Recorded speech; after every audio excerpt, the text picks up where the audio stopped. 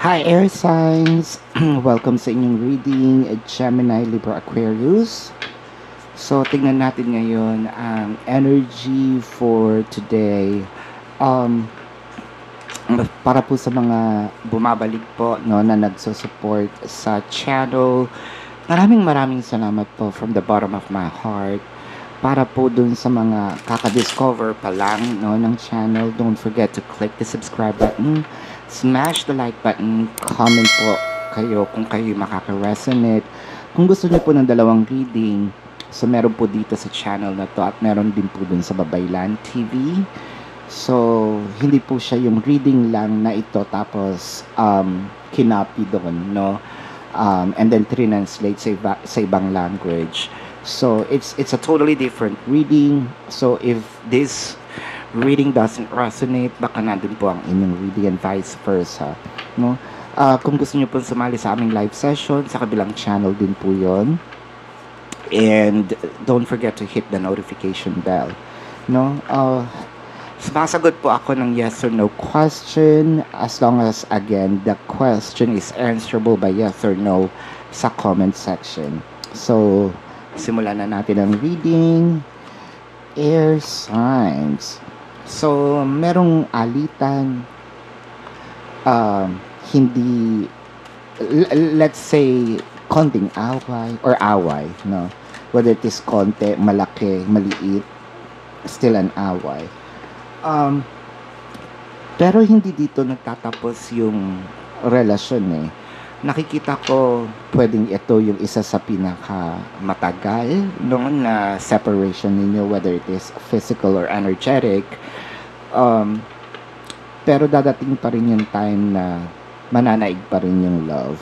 So nakakita ko dito ng chances, whether it is second chance, third chance, no? Madaming chance, pero hindi pa dito nagtatapos yon, no? Nakikita ko naman is nandun pa rin yung pagpapatawad, no, sa puso ng taong nasaktan, no, at paghingi ng tawad doon sa taong nanakit. So person A, taong nasaktan; person B, taong nanakit, no. Where's the Page of Pentacles? Actually, nandito na siya sa with the Eight of Swords. Hindi bibitaw tong si person B na nanakit. Merong mga offers dito.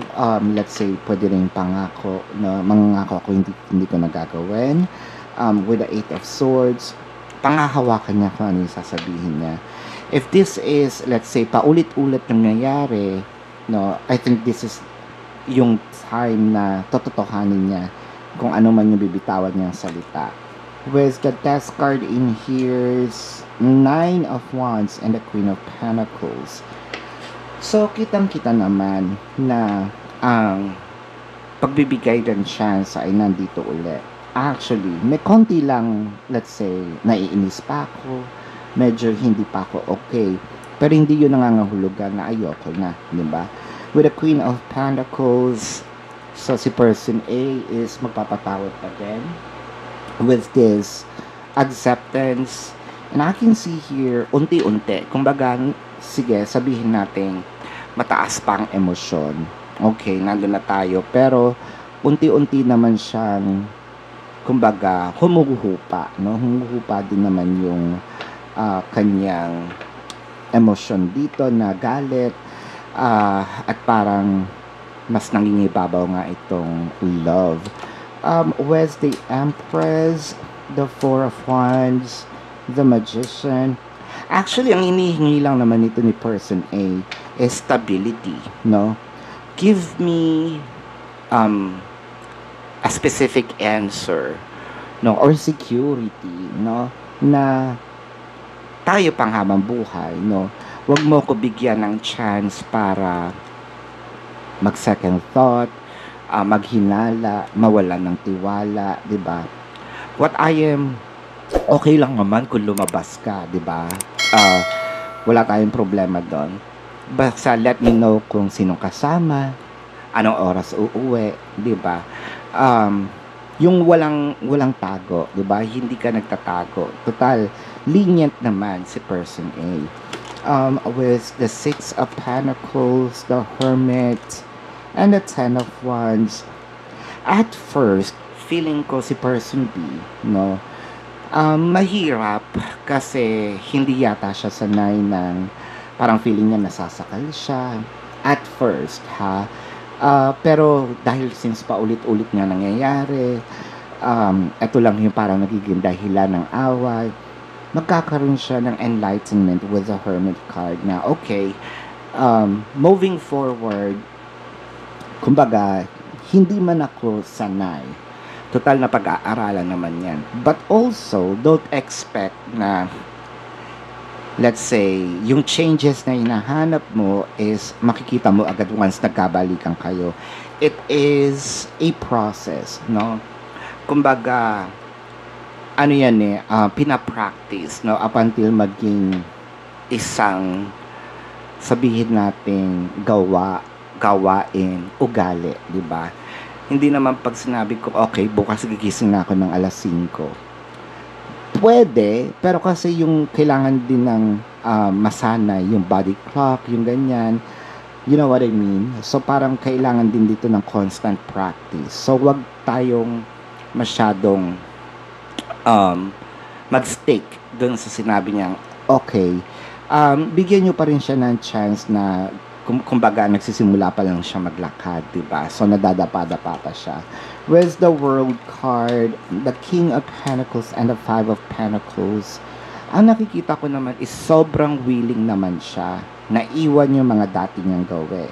Sobrang willing naman siya na magbago, no? Kasi with the World card in here, iiwan niya yung past, no? Yung past self niya with the Five of Pentacles. At dadating yung time with the King of Pentacles, eto ko, ino-offer ko yung buong buo, no, nung abundance ko. So, maganda naman ang kanyang plan. Mapagkakatiwalaan naman siya sa kanyang sinasabing ngayon. It doesn't matter how many times this person asked for a second chance. So, itong second chance, probably pang 8 second chance nilang hiningi. It doesn't matter. Ito yung parang sinabi niya, okay, I'm going to do it. That is your reading for now. Air signs. Tignan natin ang zodiac signs or possibility ng zodiac signs ng taong mahal mo. No? Pwede itong Taurus, Leo, actually, Scorpio, Virgo. Ayan, tingnan pa natin.